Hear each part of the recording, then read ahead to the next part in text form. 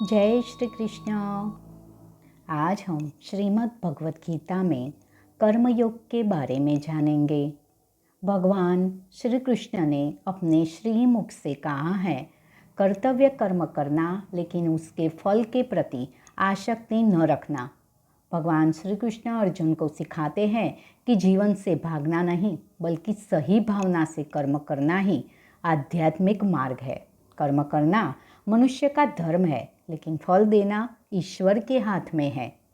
कर्मयोग सिखाता है, काम करो लेकिन काम के परिणाम से खुद को मत बांधो।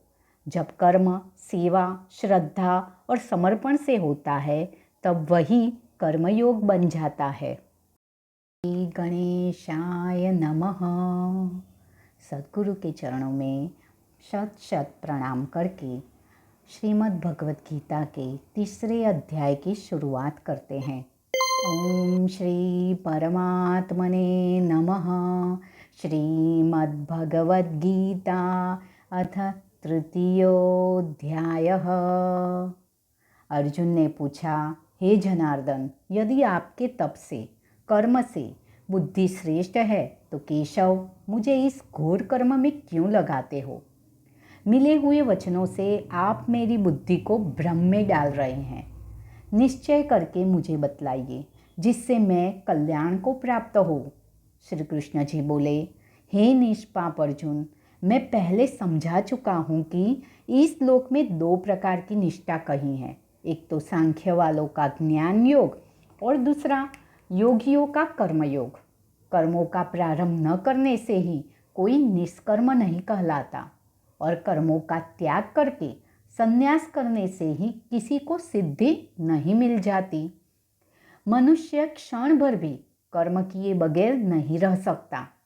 प्रकृति के गुण ही सब मनुष्य को कुछ न कुछ कर्म करने में लगाते हैं। जो अज्ञानी कर्मेंद्रियों को रोककर आत्मचिंतन करने के बहाने विषयों की चिंता करते हैं वह पाखंडी, मिथ्याचारी कहलाता है। हे अर्जुन, जो इंद्रियों को मन से दमन कर और विषयों में प्रवृत्त न होने देकर उनसे कार्य लेता है वह कर्मयोग का अभ्यास कहलाता है और वह श्रेष्ठ कहलाता है। अपने धर्म के अनुसार नियमित कर्म करो, क्योंकि कर्म न करने से कर्म को करना अच्छा है। बिना कर्म किए तुम्हारे शरीर का निर्वाह नहीं हो सकता। हे कौन्ते, यज्ञ के निमित्त किए जाने वाले कर्मों को छोड़कर जितने कर्म हैं उनके करने से मनुष्य को बंधन होता है। अतएव तुम फल की इच्छा त्याग कर यज्ञ के लिए कर्म करो। सृष्टि के आरंभ काल में ब्रह्मा जी ने यज्ञ सहित प्रजा को उत्पन्न कर प्रजा से कहा था कि यज्ञादि कर्म करके वृद्धि को प्राप्त होगे। यही सब कर्म तुम्हारे निमित्त कामधेनु होवेंगे। इस यज्ञ से तुम देवताओं को संतुष्ट करते रहो और देवता भी तुमको संतुष्ट करेंगे। इस प्रकार परस्पर बर्ताव करते हुए तुम और देवता कल्याण को प्राप्त होवोगे। यज्ञ आदि कर्मों से प्रसन्न होकर देवता तुमको इच्छित सुख की सामग्रियां देंगे, परंतु उनके दिए हुए दान को जो बिना उनका भोग लगाए ग्रहण करता है वह चोर कहलाता है। पंच महायज्ञ करके जो शेष बचा हुआ भोग ग्रहण करते हैं वे सब पापों से मुक्त हो जाते हैं और जो अपने निमित्त ही अन्न पकाते हैं वे पापी पुरुष पाप को ही भक्षण करते हैं। अन्न से ही प्राणियों की उत्पत्ति होती है। अन्न मेघ से उत्पन्न होता है। मेघ यज्ञ द्वारा जल बरसाता है और यज्ञ की उत्पत्ति कर्म से होती है। कर्म की उत्पत्ति ब्रह्म से हुई है और ब्रह्म अक्षर परमात्मा से। इस कारण सदा सब पदार्थों में रहने वाला जो ब्रह्म है वह सब यज्ञों में प्रस्तुत है। हे पार्थ, इस प्रकार चलाए हुए कर्म के चक्र के अनुसार जो नहीं चलता है वह पापमय है। जो पुरुष आत्मा में ही रत रहता है और आत्मानंद अनुभव से तृप्त रहता है उसे कुछ भी कार्य शेष नहीं। वह कोई कर्म करे या न करे, उसको कोई प्रयोजन अथवा लाभ नहीं है और किसी प्राणी से अपना लाभ कराने की भी उसे कोई आवश्यकता नहीं। इसीलिए तुम भी फल की प्राप्ति की इच्छा त्याग कर कर्तव्य पालन करते रहो, क्योंकि फल की इच्छा को त्याग कर कर्म करने वाला पुरुष मोक्ष को प्राप्त होता है। राजा जनक आदि ने भी कर्म सिद्धि पाई है। इसी प्रकार तथा लोक संग्रहण को देखते हुए भी तुमको कर्म करना उचित है। श्रेष्ठ पुरुष जिस जिस कर्म का आचरण करता है, दूसरे मनुष्य उसी मार्ग पर चलते हैं और वह जिसको प्रामाणिक मानता है उसी के अनुसार सब उत्तम मानते हैं। हे पार्थ, मुझको 3 लोगों में कुछ भी कर्म शेष न रहा और न कोई अप्राप्त वस्तु प्राप्त करनी है, फिर भी मैं कर्म करता ही रहता हूँ। यदि हम ही आलस्य रहित होकर कर्मों को नहीं करेंगे तो मनुष्य हर प्रकार से हमारे ही पथ का अनुकरण करेंगे। जो मैं ही कर्म न करूँ तो सब लोग भी न करने से नष्ट हो जाएंगे। इससे मैं ही वर्ण संकरों के उत्पन्न करने का हेतु बनकर प्रजा को नष्ट करने वाला समझा जाऊंगा। जिस प्रकार अज्ञानी फल की इच्छा करके कर्म करता है, वैसे ही फल की इच्छा न करते हुए ज्ञानी को लोक शिक्षा की इच्छा करते हुए कर्म करना उचित है। कर्म में आसक्त अज्ञानियों की बुद्धि में ज्ञानी भेदभाव उत्पन्न न करे, परंतु आप स्वयं कर्म करता हुआ उससे भी प्रसन्नतापूर्वक कर्म करावे। हे अर्जुन, सब कर्म प्रकृति के गुण से ही उत्पन्न होते हैं, परंतु जिनकी बुद्धि अहंकार से भ्रष्ट है, ऐसे मूर्ख लोग समझते हैं कि हम करता है, परंतु जो गुण और कर्म के विभाग को सच्चा तत्व जानता है, वह ज्ञानी पुरुष यह समझकर इसमें आसक्त नहीं होता कि गुणों का यह खेल आपस में हो रहा है। ये अर्जुन, अध्यात्मक बुद्धि से सब कर्मों को तुम मुझ में अर्पण करके कर्म फल की आशा छोड़कर संग्राम करो।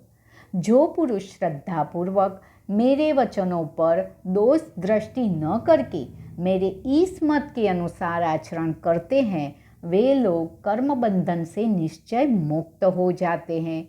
और जो अज्ञानी इस मत पर दोष दृष्टि करते हुए इसको ग्रहण नहीं करते, वे संपूर्ण ज्ञान से रहित है। उनको नष्ट हुआ जानो। अपना कठिन धर्म भी दूसरों के सहज धर्म से हितकर होता है। स्वधर्म में मरना भी कल्याणकारक है, परंतु अन्य धर्म भयानक है। अर्जुन बोले, हे श्री कृष्ण, पुरुष को पाप करने की इच्छा होते हुए भी कौन उसे बलात् पाप के मार्ग में प्रवृत्त करता है? श्री कृष्ण बोले, हे अर्जुन, रजोगुण से उत्पन्न होने वाला काम और क्रोध मनुष्य को पाप मार्ग में ले जाता है। इसे करके उत्पन्न इच्छा कभी तृप्त नहीं होती। यह महापापी और घोर शत्रु है। जैसे धुआं से, अग्नि धूल से, दर्पण और झिल्ली से गर्भ का बालक ढका रहता है, उसी प्रकार विषय की इच्छा से आत्मज्ञान ढका हुआ है। हे कुंती पुत्र, इस शत्रु काम को करके ज्ञानियों का ज्ञान आच्छादित हुआ है। इंद्रियां, मन और बुद्धि इस काम के आश्रय स्थान है। इनके सहारे विषय इच्छा ज्ञान को आच्छादित करके जीव को मोहित कर लेता है। अतएव तुम सर्वप्रथम इंद्रियों को वश में करके ज्ञान और विज्ञान को नष्ट करने वाले इस पापी काम को जीतो। कहते हैं कि इंद्रियां प्रबल है और इंद्रियों से भी प्रबल मन है। इस प्रकार जो बुद्धि से परे है, उस आत्मा को जानकर निश्चयात्मक बुद्धि द्वारा मन को निश्चल करके, हे महाबाहो, तुम उस दुर्धर शत्रु काम को जीत लो। इति श्रीमद्भगवद्गीतासूपनिषत्सु ब्रह्म विद्यायां योगशास्त्रे श्रीकृष्णार्जुन संवादे कर्मयोगो नाम तृतीयोऽध्यायः। अब तीसरे अध्याय का महात्मा का श्रवण करेंगे।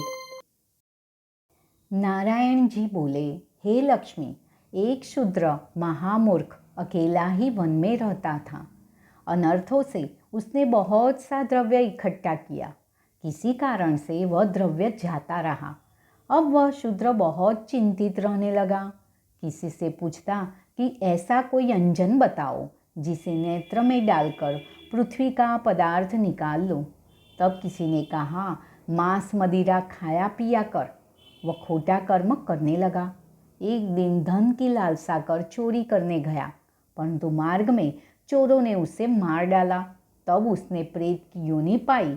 एक वट वृक्ष पर रात दिन चिल्लाया करता कि कोई उसे इस अधम देह से छुड़ावे। कुछ समय बाद शूद्र की पत्नी को पुत्र जन्मा। जब उसका पुत्र बड़ा हुआ तो एक दिन उसने अपनी माता से पूछा, मेरे पिता क्या व्यापार करते थे और उनका देहांत कैसे हुआ?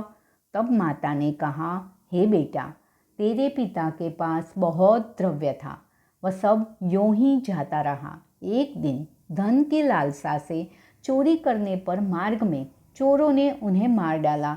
तब उसने कहा, हे माता, उसकी गति कराई थी? तब माता ने कहा, नहीं। फिर कहा, हे माता, उसकी गति करानी चाहिए। यह कह वह पंडितों से पूछने लगा और प्रार्थना करी, हे स्वामी, मेरा पिता एक दिशा में जाकर मृत्यु को प्राप्त हुआ है, उसका उद्धार किस प्रकार होवे? तब पंडितों ने कहा, तू गया जी जाकर उसकी गति करो, तब पितरों का उद्धार होगा। यह सुन माता की आज्ञा लेकर गया जी को गमन किया। प्रयागराज का दर्शन स्नान करके फिर आगे को चला। रास्ते में एक वृक्ष के नीचे बैठा। वहाँ उसको बड़ा भय हुआ। यह वही वृक्ष वहाँ था जहाँ उसका पिता प्रेत की योनि को प्राप्त हुआ था। उसी जगह में चोरों ने उसको मारा था। तब उस बालक ने अपना गुरु मंत्र पढ़ा। उसका एक और भी नियम था, वह एक अध्याय श्री गीता जी का भी नित्य पाठ किया करता था। उस दिन उसने श्री गीता जी के 3 अध्याय का पाठ उस वृक्ष के तले बैठकर किया। वह उसके पिता ने प्रेत की योनि में सुना। सुन के उसकी प्रेत देह छूट गई। देव देही पाही। स्वर्ग से विमान आए और वह विमान पर चढ़कर उसके सामने आया और आकर आशीर्वाद दिया और कहा, हे पुत्र, मैं तेरा पिता हूँ जो मरकर प्रेत हुआ था। इस तेरे पाठ करने से मेरी यह देवदेही हुई। अब मेरा उद्धार हुआ है।